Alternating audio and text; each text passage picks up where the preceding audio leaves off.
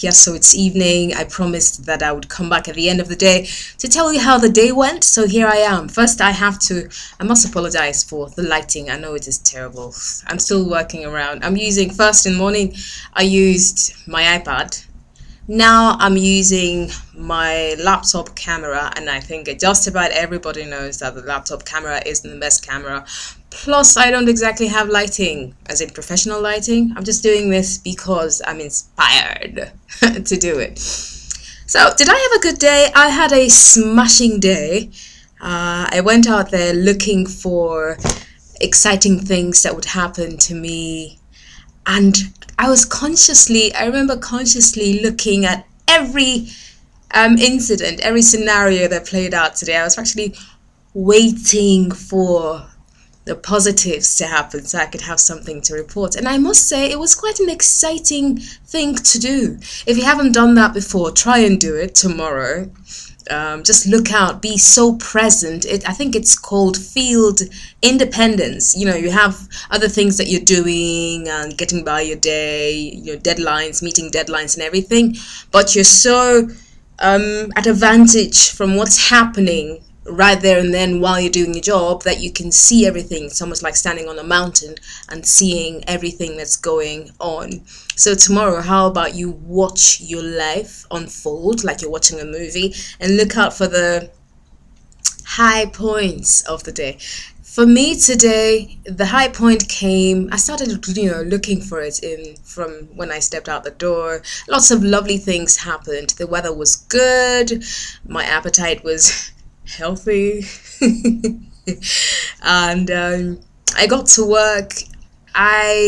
People noticed and they even commented, because I usually would not ordinarily go out and just start hugging people. I have something about personal space. I'm very careful about who I let into my personal space. I think anyone who knows me or knows me for 2 minutes knows that I don't just let people into my personal space. But today I decided to just dish out hugs. So I went around hugging a lot of people and it felt good. And at some point I asked myself, so why do you not do this often? I have to review that and, come up with a plan that works. Still keep my personal space, still guard it jealously, because you know how it is. Sometimes you let people in. Once you've let them in, it is almost impossible to erase that and let them out, or more like eject them if you have to.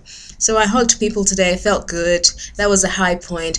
But for me, the biggest, happiest moment was when towards the evening, at about, no, not quite evening, late afternoon, at about 3 o'clock, I'd gone out to lunch and I'd come back, plus I did a bit of shopping.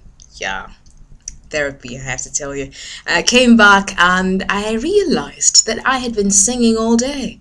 Now this is big because I love singing, right? But lately I haven't been singing much. Reason being that from July of last year, I have been going through, actually from late June of last year, I have been on some sort of spiritual journey where I had to take a deep, long look at some things that were happening in my life, more like an eat, pray, love type of thing. But mine was different. I had to take a very long, close look at the way my life was going and ask myself if I liked the way my life was going. My answer was no at that point. And then I asked myself what to do about the way my life was going at that point. So I embarked on this spiritual journey. I did a lot of things that I had never done before. People noticed that there was something different about me, but they couldn't put a finger on it.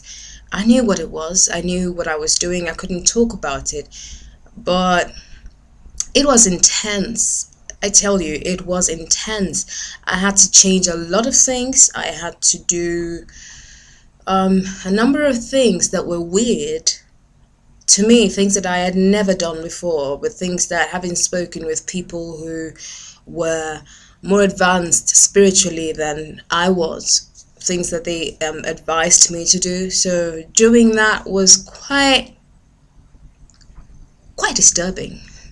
It was away from everything I knew, everything that I thought that I was.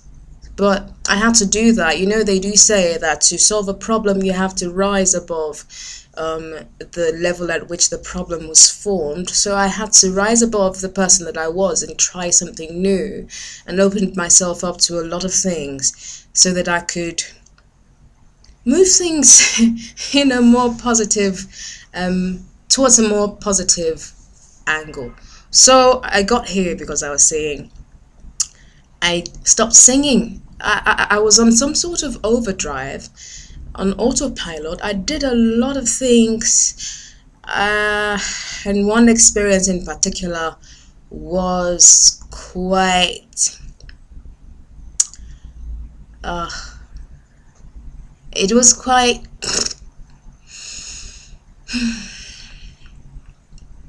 raw.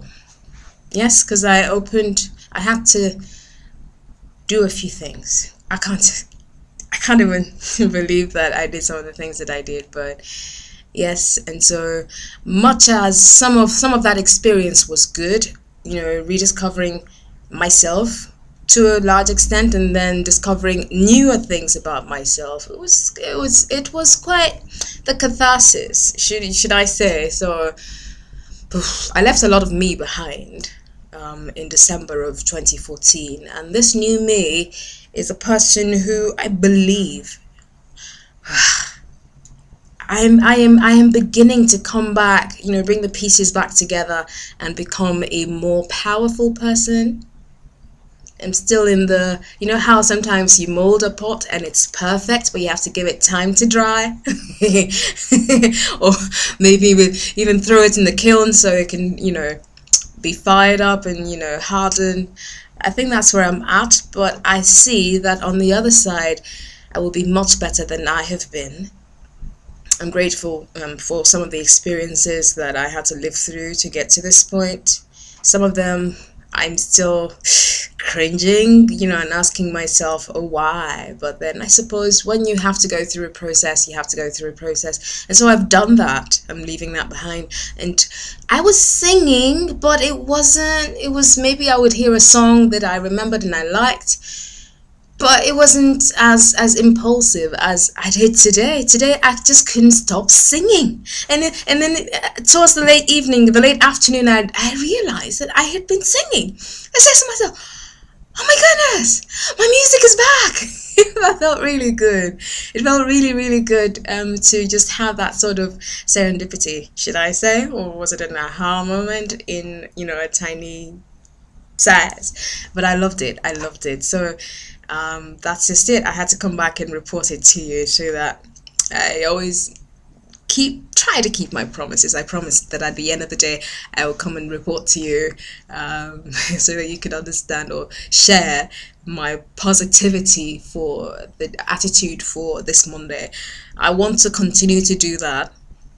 You should also try it. It's really good. Be conscious. Look out for the beautiful things. Hopefully you will find more than 2, more than 3, more than 5, you know. But even if it's just one that you do find, celebrate it. It's worth it. You know, if you begin to collect, I think if you begin to collect wonderful, exciting things that happen each day, I think we will all find that we actually are happier than our subconscious keeps telling us than we are. So how about you do that tomorrow? And don't forget to thumbs up if you enjoyed sharing my day, and then subscribe, and please do feel free to share. And I would love to have your comments below if you have had any experiences, or if subsequently this helps you to begin to notice the lovely, wonderful things that happen to you each day. Until the next video, I will be sharing whatever it is I find that I think can help, because that's what it is about, isn't it? Sharing the lovely moments of our existence. All right? See you. Why do I always do this? I don't know. But yeah,